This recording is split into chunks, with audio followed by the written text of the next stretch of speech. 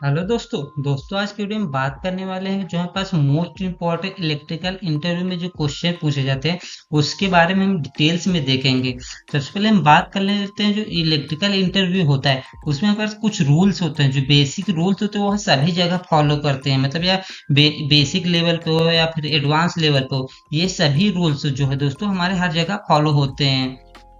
या फिर आपसे कोई इंटरव्यू में हो, इलेक्ट्रिकल का इंटरव्यू हो या डिप्लोमा की हो या फिर बीटेक की हो, वहाँ पे जो इंटरव्यू पूछा जाता है या फ्रेशर लेवल पे या हाई लेवल, ये ऐसे क्वेश्चन होते हैं जो हमारे हर जगह पुटअप होते हैं। अब बात कर लेते हैं दोस्तों हमारे पास कौन कौन से वो क्वेश्चन जो हमें बहुत ज़्यादा इंपॉर्टेंट होते हैं उसे सीखने के लिए।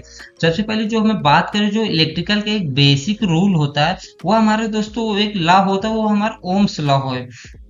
ओम्स लॉ की बात करें दोस्तों तो यह कहता है कि हमारा जो कंडक्टर में हमारा जो करंट होता है, जो हमारा कंडक्टर में करंट हो वो हमारा वोल्टेज के डायरेक्ट प्रोपोर्शनल होता है। डायरेक्ट प्रोपोर्शनल का मतलब ये देख सकते हैं दोस्तों, वोल्टेज हमारा प्रोपोर्शनल टू करंट। अब बात कर लेते हैं जो आर आता है बीच में, ये हमारा एक कांस्टेंट होता है, यह कांस्टेंट हमारा एक रेजिस्टेंस बन जाता है। लेकिन इसमें यह होता है कि हमारे यह वहां पे एक कंडीशन होगी, तो जैसे कि हमारे पास उसका टेम्परेचर कांस्टेंट होना चाहिए तभी हमारा वोल्टेज बढ़ेगा, तो हमारा करंट बढ़ेगा, मतलब वोल्टेज करंट के तभी प्रोपोर्शनल होगा। नहीं बाकी जगह आपको कंफ्यूजन में डाल सकता है। जैसे हमारे पावर के केस में देखें दोस्तों, तो उसमें पावर के केस में V equal to V into I होता है। V इंटू आई में यहाँ पे देख सकते हो ये डायरेक्ट प्रोपोर्शनल ही हो गया, ये हमारा इन्वर्सली प्रोपोर्शनल हो गया। लेकिन इसमें यह हो गया टेम्परेचर या एटमॉस्फेरिक प्रेशर, वो ये सब कांस्टेंट नहीं होते। लेकिन अगर हम कहीं जहां पर वोल्टेज तथा करंट प्रोपोर्शनल तभी माना जाएगा जब हमारा को उसको एटमॉस्फेयर वाला कंडीशन हमारा कांस्टेंट रहे, मतलब ना पर वहाँ टेम्परेचर हो ना प्रेशर हो, मतलब कोई भी कंडीशन ना रहे, तब वो हमारा वोल्टेज करंट के प्रोपोर्शनल होता है। अदरवाइज हमारा वोल्टेज करंट इन्वर्सली प्रोपोर्शनल हो गया। जैसे इंडस्ट्री लेवल में आप देखें तो दोस्तों वोल्टेज करंट की इन्वर्सली प्रोपोर्शनल होता है, क्योंकि वहां पर हम हर जगह पावर की कंडीशन में देखते हैं, मतलब वहां पर पावर की कंडीशन देखते हैं। यह क्वेश्चन भी आपसे पूछा जा सकता है दोस्तों, वोल्टेज करंट के प्रोपोर्शनल है या फिर इन्वर्सली प्रोपोर्शनल है, तो यह क्वेश्चन से आप बता सकते हैं। अब नेक्स्ट हमारा बात कर लेते हैं दोस्तों, नेक्स्ट हमारा बात आता है कि जो किरचॉफ लॉ क्या है। किरचॉफ लॉ यह भी हमारा काफी बार इंटरव्यू में पूछा जाने वाला क्वेश्चन। अगर हम किरचॉफ की बात करें दोस्तों, इसके में दो बेसिक रूल होते हैं।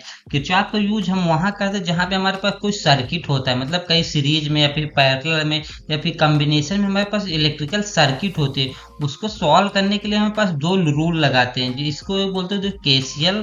केसीएल मतलब होता है दोस्तों किरचॉफ करंट लॉ, तथा दूसरा आता है हमारे दोस्त किरचॉफ वोल्टेज लॉ, जिसे हमारे शॉर्ट फॉर्म में केवीएल बोलते हैं। यह दोनों काफी इंपॉर्टेंट होता है अगर किसी क्वेश्चन को सॉल्व करना है, या फिर कोई इंटरव्यू के बेस पे हो गया, या फिर हमारा एसएससी जेई वगैरह के क्वेश्चन में यह काफी इंपॉर्टेंट रोल होता है। अब बात कर लेते हैं जो केसीएल होता है। केसीएल का डिफिनेशन यह बोलता है दोस्तों कि किसी भी सर्किट में, मतलब किसी भी सर्किट में हमारा जो दोस्तों जो करंट आ रहा है तथा जो करंट जा रहा है, उसका जो सम होता है वो हमारा इक्वल होता है। मतलब जो इनकमिंग करंट तथा आउटगोइंग करंट का जो सम होगा, दोनों का आपस में जो इनकमिंग तथा आउटगोइंग वो आपस में इक्वल होता है। अगर कोई भी सर्किट हमारे पास है, जैसे मान लीजिए इस पॉइंट पे हमारे पास करंट आ रहा है, मतलब जो करंट आ रहा है तथा आ रहा है उसका सम, जितने भी आ रहा है तथा जो जा रहा है उसका सम, दोनों का सम आपस में इक्वल होता है। मतलब इसके यह केसीएल रूल होता है, इसका यूज करके हम कोई भी सर्किट को सॉल्व कर सकते हैं। अब नेक्स्ट जो आता है मेरे दोस्तों केवीएल। केवीएल मतलब वोल्टेज के अनुसार इसका यूज होता है। यह होता है दोस्तों कि हमारे पास the sum of all voltage drop around any close loop in circuit is zero. मतलब यह बोल सकते हैं कि कोई भी क्लोज लूप की सर्किट है, मान लीजिए क्लोज लूप की सर्किट, उसमें सभी जो वोल्टेज है, वोल्टेज का जो हमारा वोल्टेज ड्रॉप होता है, वोल्टेज वोल्टेज नहीं बोल सकते इसको, वोल्टेज ड्रॉप बोलते हैं। वोल्टेज ड्रॉप का जो सम होगा वो हमारे पास जीरो होगा।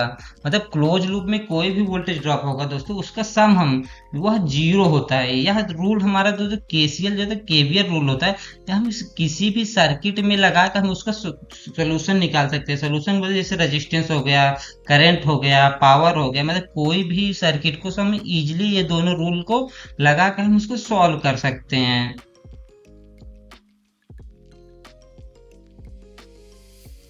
नेक्स्ट हमारे पास आता है दोस्तों फ्लेमिंग का हैंड रूल यह भी काफी इंपॉर्टेंट होता है। इससे दोस्तों हम दो रूल होते हैं, एक तो होता है लेफ्ट हैंड रूल तथा दूसरा होता है हमारे पास राइट हैंड रूल।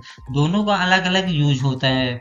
बात कर लेते हैं दोस्तों जो लेफ्ट हैंड रूल होता है। लेफ्ट हैंड रूल का मतलब ये होगा दोस्तों कि it is use to understand relationship between magnetic field current force. मतलब बात करें जो पास मोटर होते हैं, मोटर में हमारा अगर फोर्स तथा करंट या फिर मैग्नेटिक फील्ड के डायरेक्शन निकालने के लिए दोस्तों उसके इस यह रूल के अनुसार हमारा दोस्तों हम उसकी डायरेक्शन निकाल सकते हैं। मतलब करंट की डायरेक्शन क्या होगी इस रूल के अनुसार मोटर में हम निकाल सकते हैं। अगर वही बात करें दोस्तों राइट हैंड रूल का भी यूज इसी तरह किया जाता है, लेकिन उसमें यह होगा उसमें राइट हैंड का यूज किया जाता है तथा इसमें लेफ्ट हैंड का यूज किया जाता है। अगर बात करें दोनों के जो थंब होता है वो हमारा जो मैग्नेटिक फोर्स को प्रदर्शित करता है, जो हमारा बी होता है वह मैग्नेटिक फील्ड को प्रदर्शित करता है तथा जो आई होता है हमारे करंट को प्रदर्शित करता है। इस तरह से किसी भी मोटर में हमारा उसके करंट की डायरेक्शन हम निकाल सकते हैं राइट हैंड या लेफ्ट हैंड का यूज करके। यह दोस्तों जी तीनों क्वेश्चन हमारे पास काफी इंपॉर्टेंट होते हैं। मतलब जो रूल हो तीनों, ओम्स लॉ या फिर ओम्स लॉ हो गया, फ्लेमिंग के राइट हैंड रूल हो गया, यह हमारे क्या किरचॉफ रूल हो गए, यह हमारे काफी इंपॉर्टेंट रूल माना जाता है। यदि वीडियो आपको पसंद आया दोस्तों हमारे चैनल को सब्सक्राइब कर से मिलते हैं नेक्स्ट वीडियो में। Thank you.